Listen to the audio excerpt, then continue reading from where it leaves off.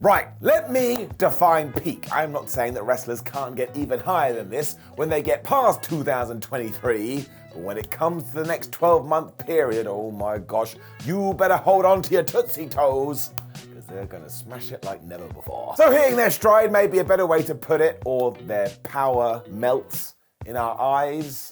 See, this is why we're just sticking with peak, and here's 10 wrestlers who's about to do that. What the hell is a wrestler? Number 10, MJF. Now this one is nice and easy, because if MJF doesn't have the best year of his career in 2023, something has gone very wrong. Like, he's already the AEW World Champion, he already has a special belt, and he already had that really good match with Ricky Starks, and he's about to have another one with Bryan Danielson. He's also a ratings draw, a wonderful asshole, and don't come into my house and tell me he's not a special attraction. There's a reason he picks and chooses when he's going to do a match. It's because when he does walk out, you go, oh my gosh, and then you see him go to work. And I bet there is already a plan in place to ensure that when we do get to the end of this calendar year, he is just higher than ever. And then we get to the great bidding war of 2024. And look, I don't care who is in charge of what promotion. People are just going to be hurling money at him. It's going to smack him right in the face. Number 9, Sami Zayn. Now, of course, if we had it our way, Sami Zayn would go on to WrestleMania 39. He would defeat Roman Reigns. He would become the WWE Unified Universal Champion. As already said by Sami himself, he doesn't need to become the face of the company just to have a run with the gold. And while I don't think this is going to go down, my word, I would love it. However, it doesn't mean we can't use this, even if WWE wants to head in a different direction.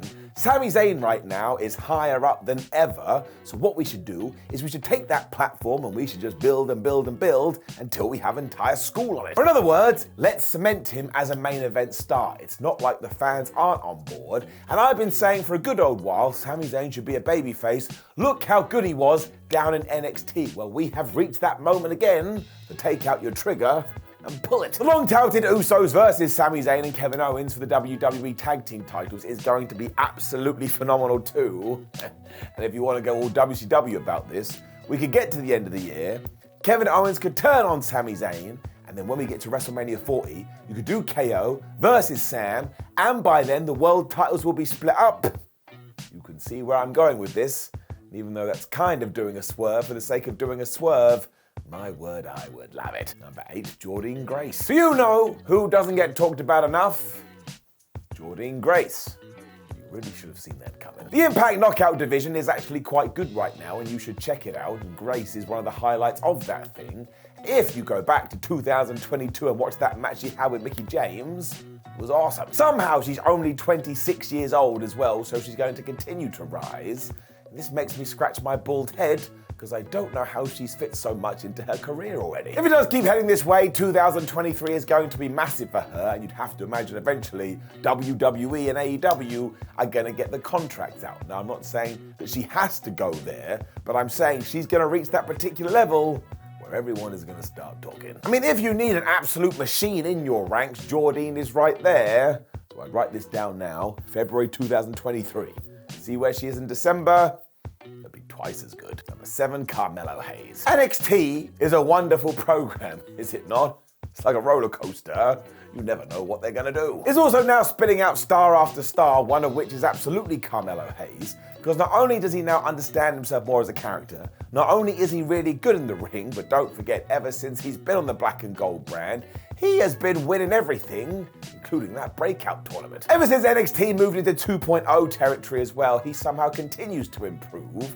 And even though really, by and large, the promotion focuses on Bron Breakker, Hayes is right with him, proving week in and week out. Eventually, we should put him on the main roster and watch him fly. Once there too, he should be having matches instantly with the likes of Chad Gable, Johnny Gargano, and Shinsuke Nakamura, so we can sell him to the main audience. The good thing about this is Triple H is already a fan, he's already bought into him, so let's put him on a Monday, let's put him on a Friday, and see what he can do. Number 6, Josh Alexander. 17 years into his career, Josh Alexander has set up his 2023, so he can totally kick ass. I mean, already this year, he has surpassed Robert Roode to become the longest tenured Impact World Champion ever. That doesn't just happen. You gotta be good at what you do. It also feels like he's now a locker room leader for Impact, and do not forget recently, he actually went to bat for the company against AEW when they had their interpromotional war, going, yeah, it was all fine for All Elite Wrestling, but what about us? So Alexander cares, which is an important attribute when it comes to your world champion. He's just so damn intense in the ring. Like, if you haven't seen any of his matches, just check out one today, and you'll be scratching your non-existent beard going, I don't think he understands that wrestling ain't real. He's also a pro's pro, and he has this amateur style that always works and always clicks in some fashion. So I'm absolutely keeping an eye on him in 2023. I really don't think there's a ceiling for this guy. Number 5, Ricky Starks. Ricky Starks is a work in progress, not when it comes to his in-ring ability or his character, but over the last few years, AEW hasn't really known where to place him until now. That is mostly because 2023 started off with a clean win over Chris Jericho, which is always going to elevate you. And while he did lose that match to Maxwell Jacob Friedman for the AEW World title, he was pitched as an absolute star to the point when we get to the end of the year, if it does become Ricky Starks as the guy to dethrone Maxwell Jacob Friedman, I will be totally cool with it. And do not forget too that Ricky has all the tools to make this work. Anytime you put a microphone in his hand, it's an absolute joy. And while his feud with Powerhouse Hobbs did indeed peter out a little bit sooner than I would have liked to have done, it was still enjoyable for what it was.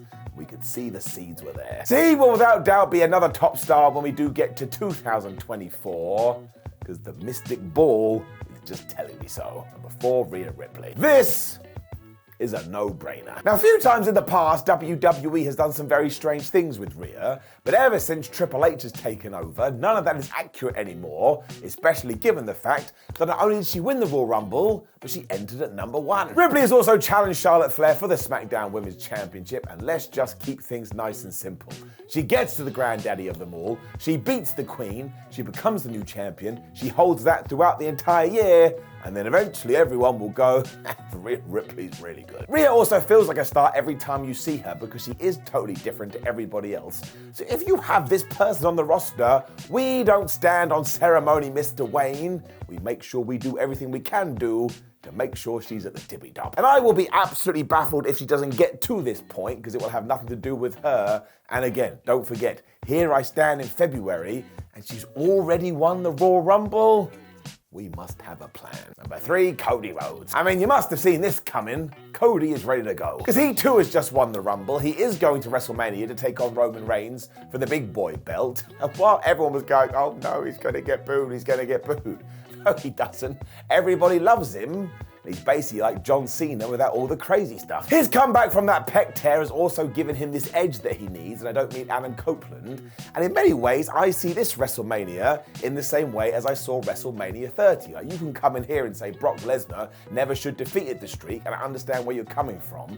But the Beast was a good candidate to do it because he rode that way for 10 years. So if we do the same thing with the Tribal Chief and Cody Rhodes, I tell you, the American Nightmare can ride that for another decade. Once he has won the world title too to complete this story, we absolutely have to keep him in the main event as well. No mucking around, no doing anything stupid. And in fact, one of his first major feuds should be against Gunther.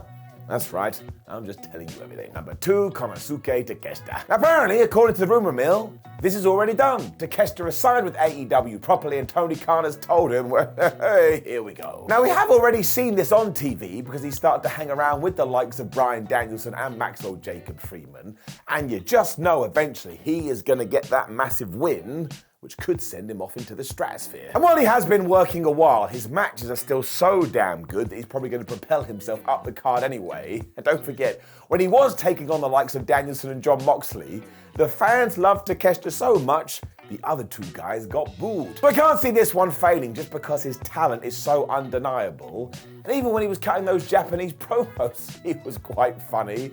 So this guy totally gets it. Just let him loose. Number 1, Mercedes Moné. So I have a feeling that one day WWE is going to wake up and regret releasing the former Sasha Banks, or at least letting her go, because she has only done one New Japan appearance as of me talking, and it set the internet absolutely crazy. I mean, even if you're one of the mad individuals that goes, man, I can't believe she's doing this, you're still talking about her. That's half the point. She's also sold out her match against Kairi Sane that is going down in the USA. And what I think we all forget about Mercedes Moné is that she's a really good wrestler. And you could argue that she was always underappreciated by Vince McMahon, because while she did have a good run there and she was a star, she was never considered right at the top. Mercedes is also smashing it in the sense she's got loads of acting gigs and just has a crazy online following. So when you have all that at your feet, how can 2023 not be a success? I don't think there's any way she's going to drop the ball, and in fact I think she's going to take that spherical thing and run with it so hard, like I say, WWE will stand there and go, whoops.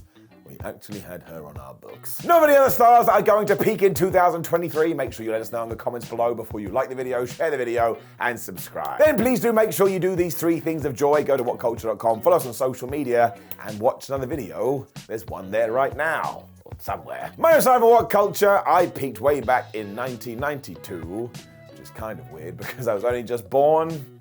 I've had a hard life.